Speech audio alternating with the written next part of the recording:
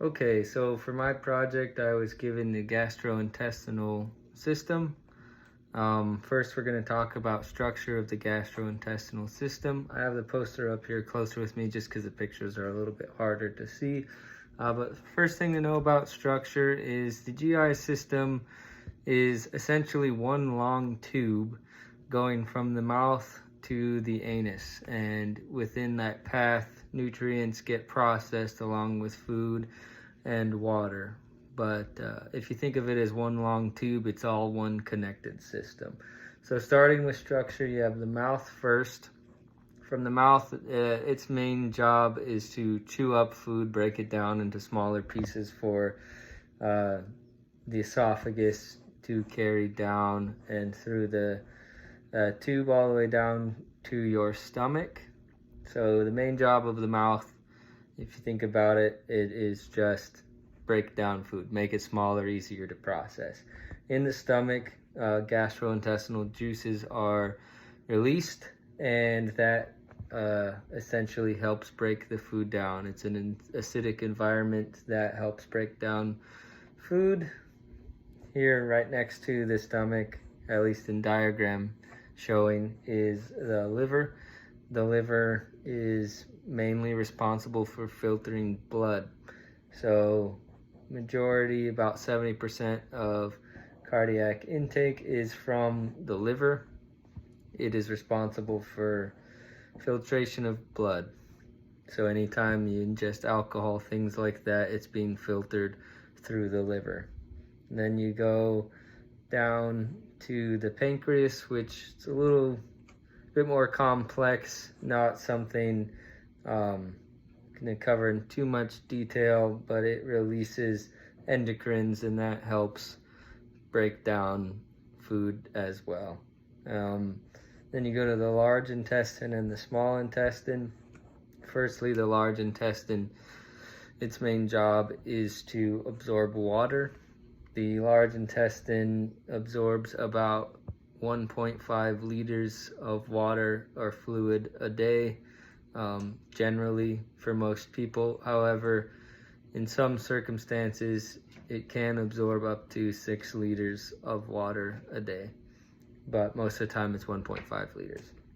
And the small intestine, its job is to absorb vitamins and other nutrients from anything that's ingested into the body. So large intestine deals with fluids mainly. Small intestine absorbs nutrients and vitamins from whatever you ingest. So that's structure and normal function as well. So if you think about it, function is to transport from the mouth and then down the stomach, digest and break down with the large intestine and small intestine, and absorb, again, large intestine and small intestine. It's essentially a long pathway, and the large intestine and small intestine are made up of 3 main layers. We have the lumen layer, muscle layer, and then for ease of pronunciation here, we're just going to call it the cell layer because I cannot pronounce the proper term. But it's muscles, the lumen, muscles, then cells. Okay, then you get down to risk factors here. Risk factors for your GI system are things like eating low fiber, getting not enough exercise, changes in routine, if you eat a lot of dairy continuously in large amounts, resisting the urge to have a bowel movement can certainly be a big risk factor in developing diseases and other structural problems as well.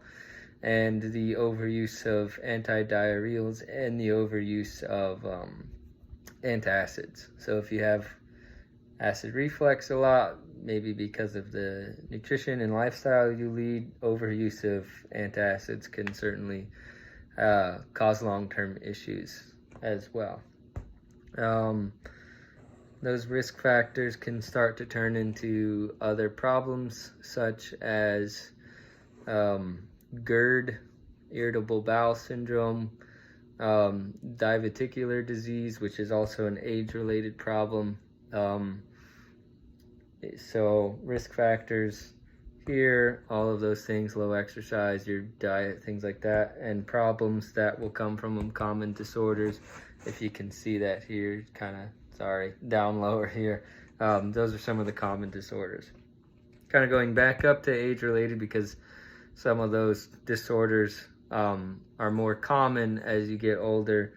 People 55 and 60 and older start to have a lot of problems with diverticular disease. It's, I believe, 50% more likely in people over the age of 60 to get diverticular disease, and that can turn into diverticulitis. Irritable bowel syndrome also becomes more common, and the most common problem, well, I wouldn't say most common problem, but the thing that changes the most with age, what you get more susceptible to, is cancer, colon cancer and other types of cancer in the GI system. To better break down what diverticular disease is, it's the weakening of the intestinal system, and that can start to create pockets inside of the intestinal system, and that can lead to diverticulitis. It's very common in people over 60. And then an important info for anybody caring for somebody who has GI problems, or maybe doesn't have GI problems but you're trying to avoid GI problems. Get plenty of exercise. The more stagnant you become, so does your GI system. Essentially, it's a giant moving pathway, and when you start to become stagnant, so does it. Try to have a higher fiber diet. Make sure you're at least getting plenty of fiber, because that will certainly help move things along for lack of a better term. Drinking lots of water helps too.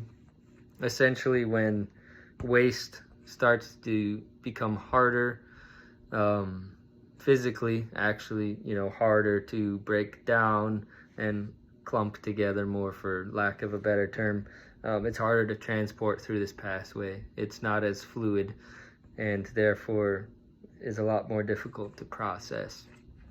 Other things to make note of are dietary things, like try not to eat a lot of meals high in fat. Fatty meals release bile from the gallbladder, or can. So not only do you have something that could be potentially bad for other systems, but the gallbladder releases bile when you eat fattier foods as well. It's a trigger mechanism. What else here?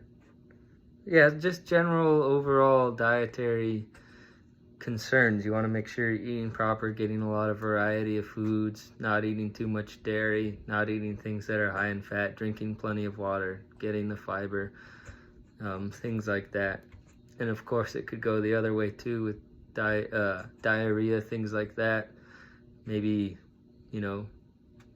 stuff like that will put you on fluid restrictions, or have to have dietary changes. So as a CNA, really, it's just important, even though it may be not fun, to analyze stool or look for things out of the ordinary, or maybe the routine change, like somebody's not using the restroom as often as they have been. All those things are important for CNAs to look for.